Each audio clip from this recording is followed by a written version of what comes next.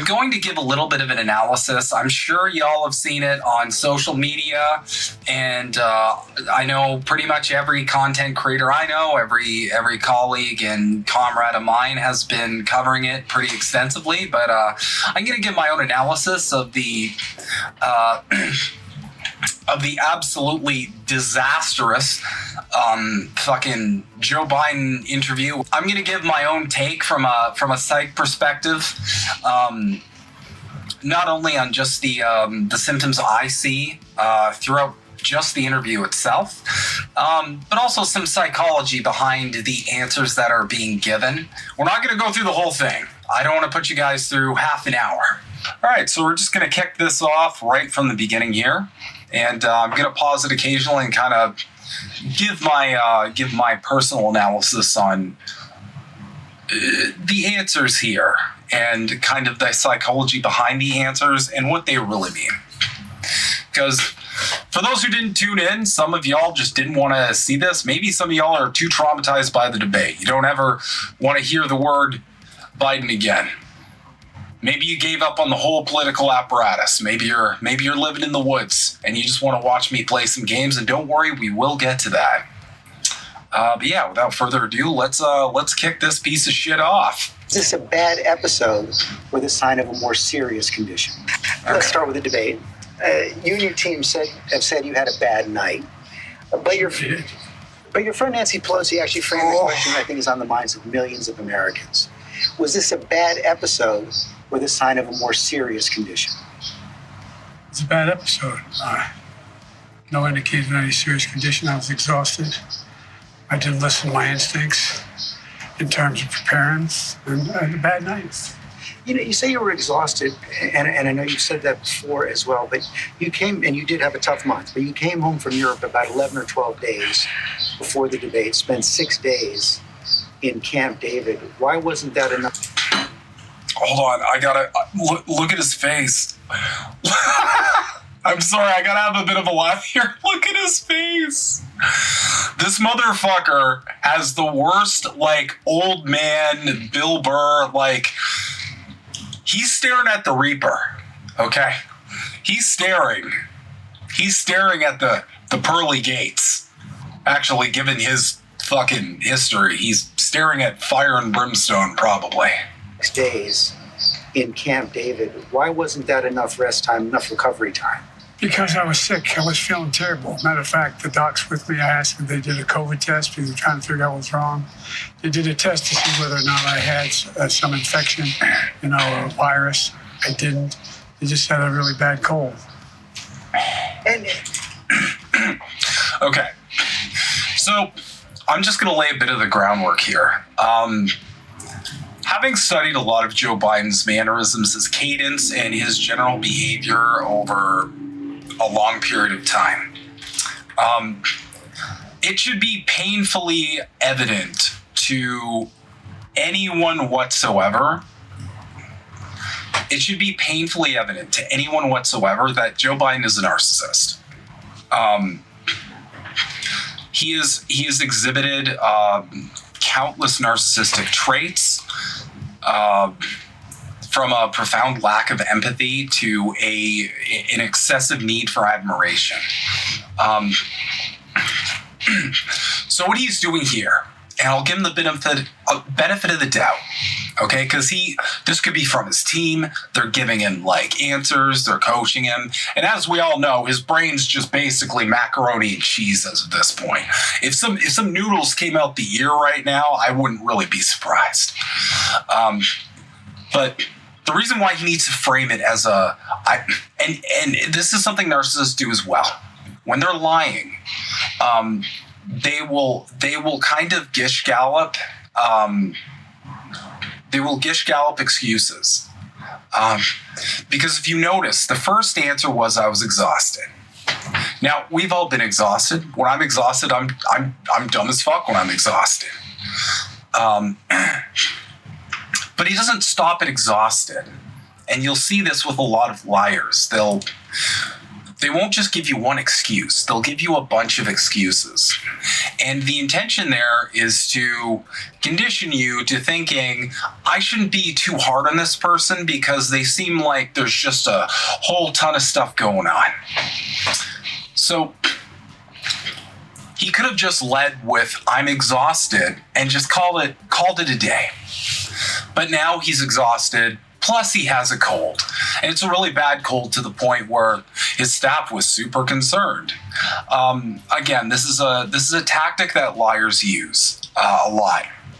There won't ever just be one reason. They will pepper you with reason after reason, because the intention is to get you to stop being on the offensive and put you in a more defensive state, or even like an empathetic state. Anyway. Did you ever watch the debate afterwards? I don't think I did, no. That's very telling. A lot of people probably didn't catch, essentially, a lot of people probably didn't catch the significance of that. But Joe Biden is obviously in some capacity, when he, in the 4.5 seconds a day that he's fucking lucid and actually with it, he obviously knows he had a bad debate. He's forced to admit it on live TV now. A normal person would review that debate and go, oh wow, that's really bad. I need to look into this and review it and see how I can do better. But narcissists can't do that, because behind the grandiose shell, the like superiority aura that a lot of narcissists have, there is deep, deep shame. And in order to deflect from that shame, you can never face it. So the fact that he never even watched the debate, which, I mean, that's crazy, right? If you had a debate, you'd want to watch it and get better, especially if you know you've got another fucking debate, probably. But again, narcissists can't do that. They can't face their own inadequacies. That's why narcissists create this false self to begin with. It's because they can't face those inadequacies. Yeah, just wanted to point that out real quick. Well, what I want to get at is, what were you experiencing as you were going through the debate? Did you know how badly it was going? Yeah, look, the whole way I prepared, nobody's fault mine. Nobody's fault but mine. I prepared what I usually would do, sitting down, as I did come back with foreign leaders or the National Security Council, for explicit detail. And I realized about partway through that, you know, I get quoted, the New York Times had me down at 10 points before the debate, 9 now, or whatever the hell it is. The fact of the matter is that what I looked at is that he also lied 28 times. The way the debate ran, not my fault, nobody else's fault. No one else's fault. But it seemed like you were having trouble from the first question in, even before he spoke. Notice, this is kind of something to take note of as well. Now, he says multiple times, it's nobody's fault but mine. But every time he does that, he presents excuses and ways to shift the accountability from his inadequacies to another party. So he says, no one's fault but mine, but Trump was like lying a ton. You know, he was lying like 26 times, and I'll be the first one to agree with him. Trump lied his fucking ass off the whole night. But guess what, Joe? That's Trump. He's been a pathological liar, a documented pathological liar, con man, and fucking scammer his whole life. He has never not been an absolute walking toilet. So, you know this. You're aware of how much he lies, because obviously you've commented on it before, you've observed it before. So, again, the framing of, we call it, in psychology, we call it a narcology. And you guys may have experienced this with maybe a friend, maybe a lover, hopefully not, a parental figure who may have strong narcissistic traits. It's the "I'm sorry, but." So they give an apology, but it has to be immediately followed up by deflecting accountability to an external object. He can't just, this could have been over in 5 minutes if he had just admitted, yeah, you know what, I had a bad night. Yeah, I just wasn't with it. My head was soupy and deep fried. I had a deep fried brain that night. I stuck my head in the deep fryer and I was like, I want my head to be like a KFC bucket of chicken. But again, narcissists can't do that. And even though his brain is clearly melting, those personality traits are very strong. Those personality traits are going to stay. They might even be more stubborn than a lot of memories. So. Well, I just had a bad night. You've had some bad memories once in a while. I can't remember any, but I'm sure you do. I've had plenty. Check that out too. Now, narcissists do this as well when they are pushed, when they feel like they are on the defensive or they're being criticized to a point where their very fragile egos can't handle it. They will try to take control back, because for narcissists, everything is about control. Now, George isn't letting him off the fucking hook here. Okay, he's been very just tunnel vision of like, no, I need to get this out of you. So what he is doing, he's pushing back and saying, I had a bad night. You've had bad nights before, I'm sure, blah, blah, blah. He's trying to elicit, he's essentially trying to redirect the conversation to paint George as the unfair one, who again is just giving an interview. And Biden agreed to the interview, because of course he did. His narcissism compels him to change the narrative. He can't handle the narrative that he is an old man that's falling apart. And I've said this several times, but there is nothing more tragic than a narcissist in decline. And you'll see this with a lot of people with narcissistic traits as they get older, as they get sick. If anything major happens to them that befalls them in life, they will engage in very erratic behavior, and that's because they do not have control over that situation. Joe Biden does not have control over his dementia. He doesn't have control over his age. He doesn't have control, more importantly, over how the public perceives him. That's why I did this interview, and that is why he is trying to reverse the offensive back onto George. I guess the question, the problem is here for a lot of Americans watching, as you've said, going back to 2020, watch me. Yep. To people who are concerned about your age. And, 50 million Americans watched that debate. It seemed to confirm fears they already had. Well, look, after that debate, I did 10 major events in a row, including till 2 o'clock in the morning after that debate. I did events in North Carolina. I did events in Georgia. Did events like this today. Large crowds, overwhelming response, no slipping. And so I just had a bad night. I don't know why. And how quickly did it? So real quick, this is another thing that cluster B people are really fucking bad at, and that's consistency. So he's trying to juice up his performance, his abilities, his capacity, right? I did 10 events, sometimes till 2 a.m. Okay, but Joe, you said earlier the reason why you had a bad night was because you had a cold and you were exhausted. So you can't really be juicing yourself up saying you're this kind of dynamo, as the corporate press likes to say, and simultaneously be arguing that, some travel poops you out, or Donald Trump was lying and that's why your brain got scrambled, or that, you had a cold, right? You got to pick one. You either have to play the I'm just so overworked, and I'm drowning in my own oatmeal or whatever the fuck someone that's that old eats. I don't know. Definitely not bugs like he wants to make all of us eat. Ayo! But you got to pick one. But that's another thing that disordered people do. They will completely contradict themselves within conversations. And I'm sure you guys have experienced a lot of this as well. And the reason why they do that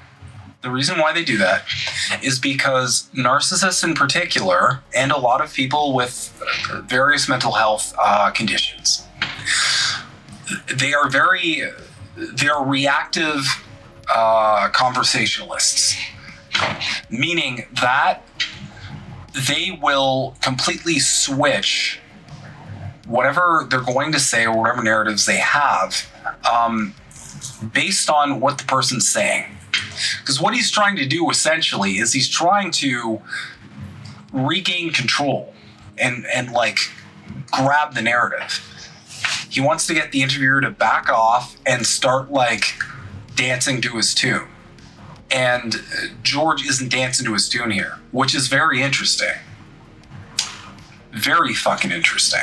It's interesting how all of the corporate press isn't dancing to his tune right now. But yeah, so that's just another thing I noticed right off the bat. Come to you that you were having that bad night?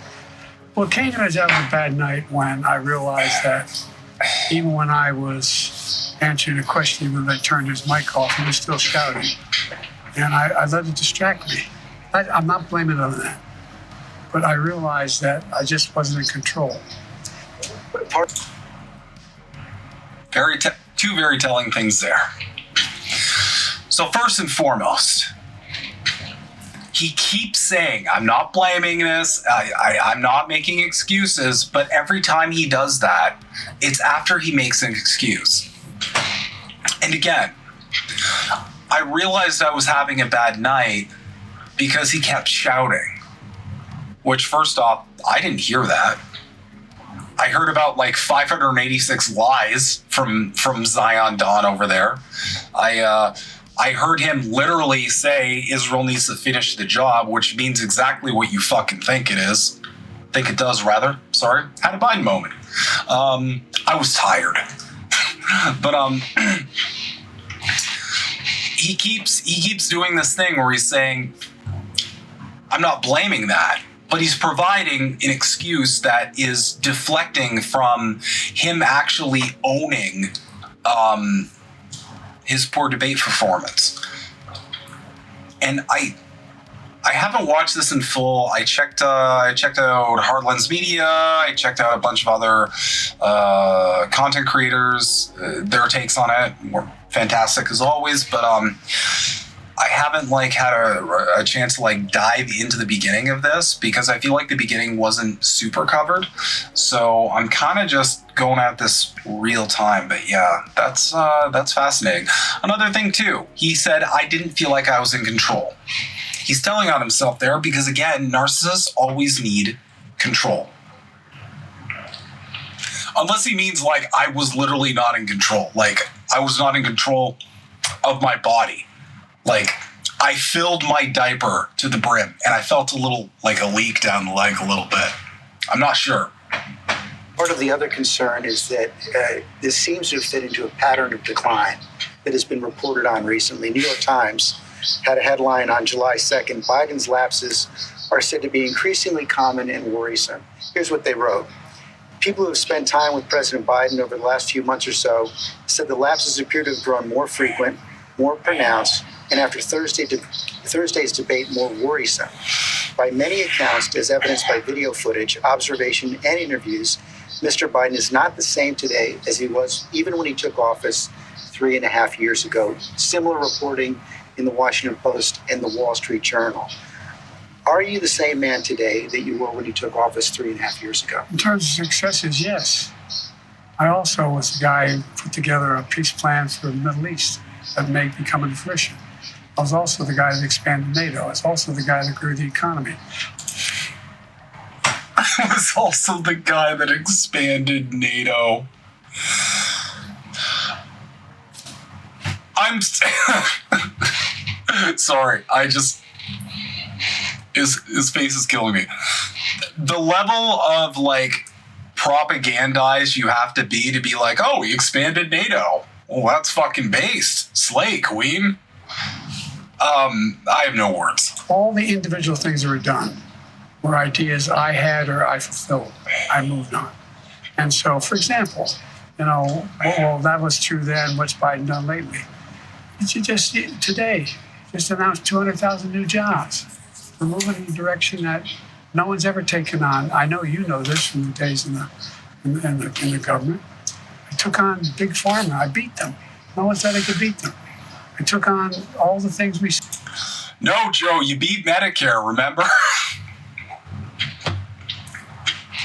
This is interesting because this is, in my opinion, an example of grandiose thinking. Okay? Because to state that you took on Big Pharma and you beat them after your administration essentially danced to the tune of Big Pharma to the point where you were ready to use what's it called? I'm having a brain fart. But basically, to the point where you were trying to get vaccine mandates implemented on a fucking countrywide level. Okay, the fact that you can actually say you beat Big Pharma, which, first of all, what exactly did you beat? Okay? Big Pharma practically owns our media. Here in Canada as well, as the States. The idea that you beat Big Pharma, where it is one of the most corrupt, unregulated industries in the world, is an example of grandiose thinking. And that's because narcissists always have to preserve their sense of grandiosity. They always have to... And by the way, I could do any interview with Trump and give these exact same arguments. Because I might actually do that as a comparison one day. Because Trump has the exact same traits Biden does. These people, personality-wise, are extremely similar. It's just Biden has a better facade. There's two types of narcissists. There's a overt or grandiose narcissist, and there is a covert or a vulnerable narcissist. Biden used to be a grandiose narcissist, but what happened was he had too many repeated wounds to his ego, and so he switched it up to becoming a vulnerable or covert narcissist, where a lot of the time you play like you're a good person. You play like you're a downtrodden and, underdog sort of person. Trump is a grandiose narcissist. He'll just say, I'm the greatest thing ever 1,000,000 times a day. And he'll criticize anyone who doesn't just immediately go, yes, you're the greatest person ever. But yeah, ludicrous shit like I beat Big Pharma. It's just like, normal people don't say shit like that because you haven't. But you have to maintain that aura of superiority at all times. Said we got done. We were told we couldn't get done. And part of it is what I said when I ran was I wanted to do three things. Restore some decency to the office. Restore some support for the middle class instead of trickle-down economics, go from the middle out and the bottom up, the way the wealthy still do fine, everyone does better, and unite the country. But what has all that... Again, grandiose thinking. The three things he listed off there, none of them came true. There was no decency to the office because there was never any decency to begin with. Look at the history of presidents. Look at all the scandals. Look at all the corruption. I mean, fuck, you all remember the Clinton days? So the idea that he's restoring anything is ludicrous. If anything, what he means by restoring decency is I don't think Trump did a good enough job hiding his sociopathy. So I restored the false image of decency that the liberal class is so in love with. Work over the last 3.5 years cost you physically, mentally, emotionally? Well, I just think it cost me a really bad night, bad run. But, George, I'm optimistic about this country. I don't think we're a country of losers. I don't think America's in tough shape. I think America's on the cusp of breaking through in so many incredible opportunities. This next term, I'm going to make sure we have straighten out the tax system.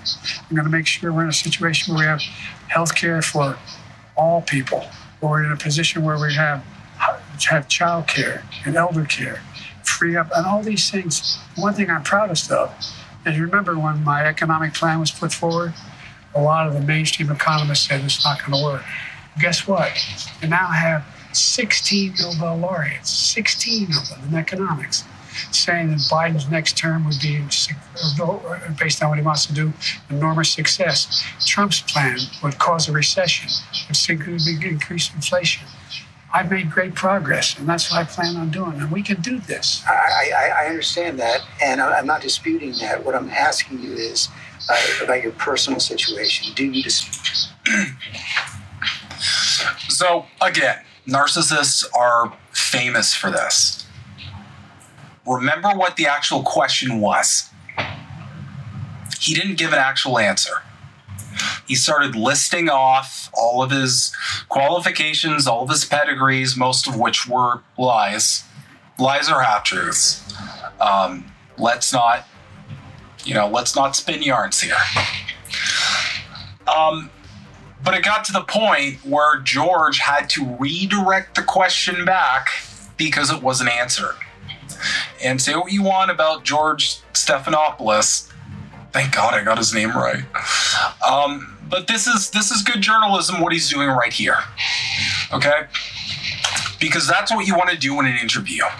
Okay? You need to constantly be going, did this person answer this question? And if they didn't, you have to press them to answer it again.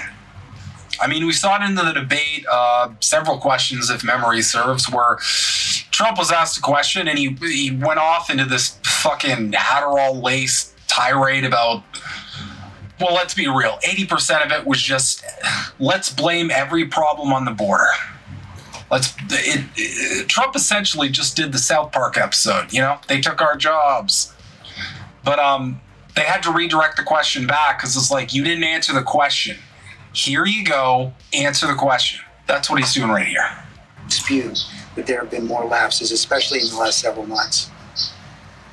Can I run the 110 flat? No. But I'm still in good shape. Are you more frail? No. I know you spoke. Complete my schedule.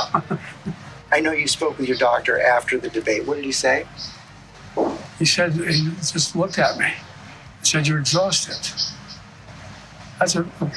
I have medical doctors travel me everywhere, every president does, as you know. Medical doctors, some of the best in the world, travel me everywhere I go. I have an ongoing assessment of what I'm doing. They don't hesitate to tell me if they think there's something wrong. I know you said you have an ongoing assessment. Have you had a full neurological and cognitive evaluation? I get a full neurological test every day with me. So this is heavy doubling down. You can't get a full neurological test every day. That's not even realistic. Because a full neurological test involves a battery of different tests that sometimes involve a CT scan, an MRI, sometimes double contrast or contrast, which involves putting dye into your veins. These don't take like 5 minutes. Okay, having a full workup of neurological tests isn't something you can just wake up and fit into your day, especially if, as he's saying before, if, as he's saying before, his schedule's so jam-packed. That's just not realistic. I've had them myself, and I know what the tests are. So this is an example of him really doubling down. And again, the comment about like my doctor said you're exhausted. I mean, we don't know what his doctor really said, but I find it a little coincidental that his doctor somehow completely agrees with his narrative entirely. And I've had a full physical. I had, I've been able to read from my physicals. Yes. I know your doctor said he consulted with a neurologist. I guess I'm asking a slightly different question. Have you had the specific cognitive tests, and have you had a neurologist, a specialist, do an examination? No one said I had to. No one said, they said I'm good. Would you be willing to undergo an independent medical evaluation that included neurological and cognitive tests and release the results to the American people? Look, I have a cognitive test every single day. Every day I have that test. Everything I do. Not only am I campaigning, but I'm running the world. And that's not how it sounds like hyperbole. But we are the essential nation in the world. I don't know if that was right. And every single day, for example, today, before I came out here, I'm on the China would like a word. phone with Prime Minister of, I shouldn't get into detail, but with Netanyahu. I'm on the phone with the new Prime Minister of England. I'm working on what we're doing with regard to in Europe, with regard to expansion of NATO and whether it's going to stick. I'm taking on Putin. Every day, there's no day I go through that are not those decisions I have to make every single day. And you have been doing that, and the American people have been watching, yet their concerns about your age and your health are growing. So that's why I'm asking, to reassure them, would you be willing to have the independent medical evaluation? Watch me there's a lot of time left in this campaign. It's over 125 days. So the right answer right now is no, you don't want to do that right now. No, I've already done it.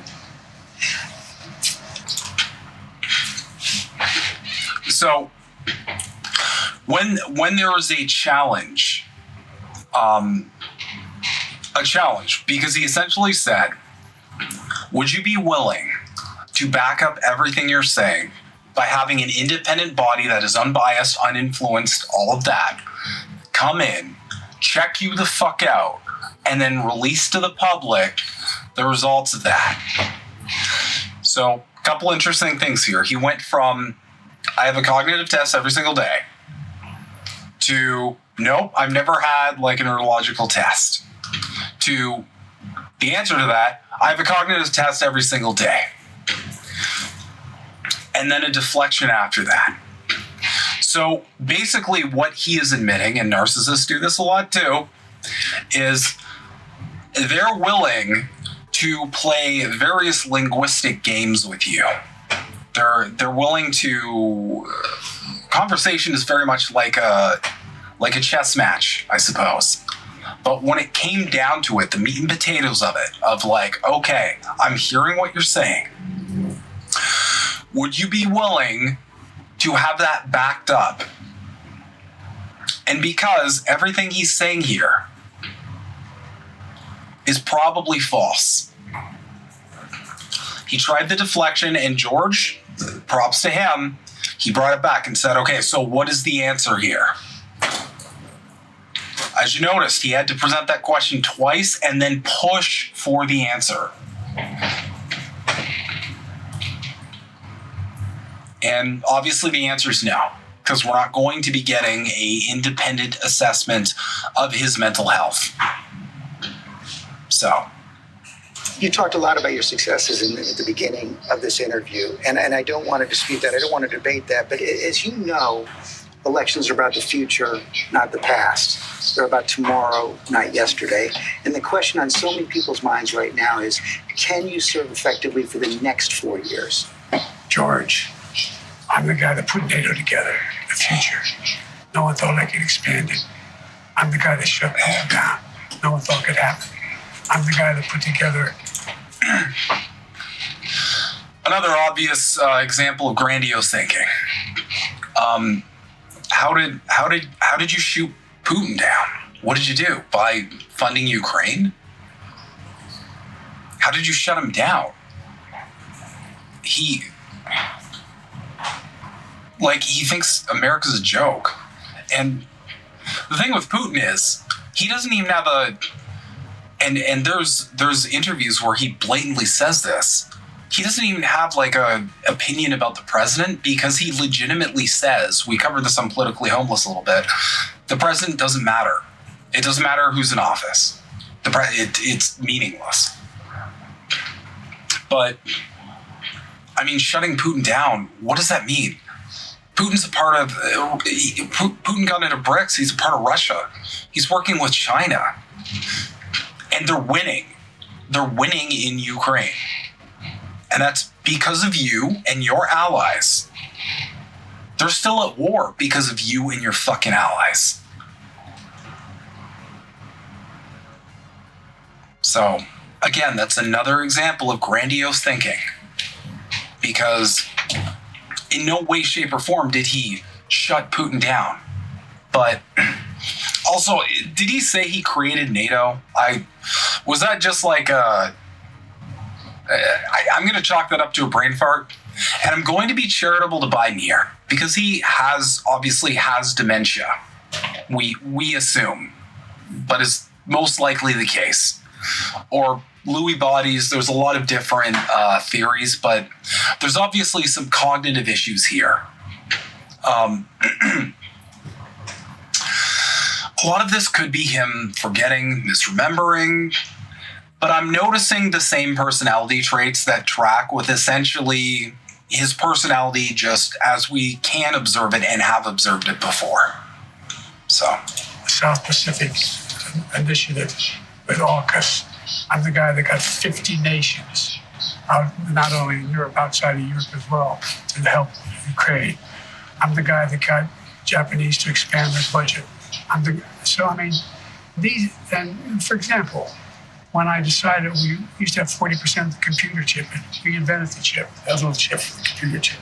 It's in everything, from cell phone to weapons. And so we used to have 40%, we're down to virtually nothing. So I get in the plane against the advice of everybody, and I fly to South Korea. I convinced them to invest in the United States billions of dollars. Now we have tens of billions of dollars being invested in the United States, making us back in a position where we're going to own that industry again. We have, I guess, anyway, I don't want to take too much credit. I have a great staff. But I guess my point is, all that takes a toll. Remember what he said, all that takes a toll, but again, he's very quick to say, I don't want to give myself too much credit, not making an excuse, but here, he just gave himself an unbelievably grandiose amount of credit. And then he goes, I don't want to give myself too much credit. So again, it's these contradictions within the dialogue tree of narcissistic people that you really have to look for. Do you have the mental and physical capacity to do it for another 4 years? I believe so. I wouldn't be running if I didn't think I did. Look, I'm running again because I think I understand best what has to be done to take this nation to a completely new level. We're on our way. And look, the decision recently made by the Supreme Court on immunity, the next president of the United States, it's not just about whether he or she knows what they're doing. It's not about a conglomerate of people making decisions. It's about the character of the president. The character of the president is going to determine whether or not this Constitution is employed the right way. That's about as much as I can stomach. Yeah, I hope you guys enjoyed that. I have a blast doing psychoanalysis, especially for politicians, because the overwhelming majority of them are like, let's be real, it attracts a lot of people with cluster B traits. A lot of people with narcissistic, dark triad, sociopathic, those kind of traits. it's part and parcel of the job. Because, as I've talked about endlessly, politicians don't work for you. The purpose of the politician, under the capitalist structure, is to convince the people that they are working for them while working for the rich and powerful. That is the purpose. And in order to do that, you cannot be fucking honest. You can't roll in to an interview and say, yeah, I'm going to try and get that done, but I kind of got to get like the corporations to play ball. I kind of got to get my donors in line with that. We'll see what the donors say. If they're going to buy it, I'll try my best. Because then the whole this is a democracy thing completely falls apart. That was that. I hope you guys really enjoyed it. I'm probably going to do more of these. Just kind of psychoanalyze personalities, I suppose, in general, just based on their different mannerisms and how they navigate conversations. But obviously, your empathy is going to be triggered watching Biden in the state that he is in. He's obviously doing very poorly. We see him literally like struggling to finish sentences, to find words. But let me be the first one to say, your empathy is better spent on, I don't know, the Palestinians who are being slaughtered because of the direct actions of his government. Your empathy is better spent on the working class people that his policies have devastated. Joe Biden has been an objectively horrible human being for his whole miserable fucking life. He has done more damage to the United States and the world in his lifetime than almost any other politician I can think of. I'm feeling a bit of, as the Germans say, Schadenfreude, which is the glee at the misfortune of someone else when I see this kind of shit. Because I know his narcissism cannot handle what's happening. He doesn't have control of the situation. His party has lost faith in him. He's completely losing the world. And I hate to say it, but that's fucking karma, Joey. That is absolute goddamn karma.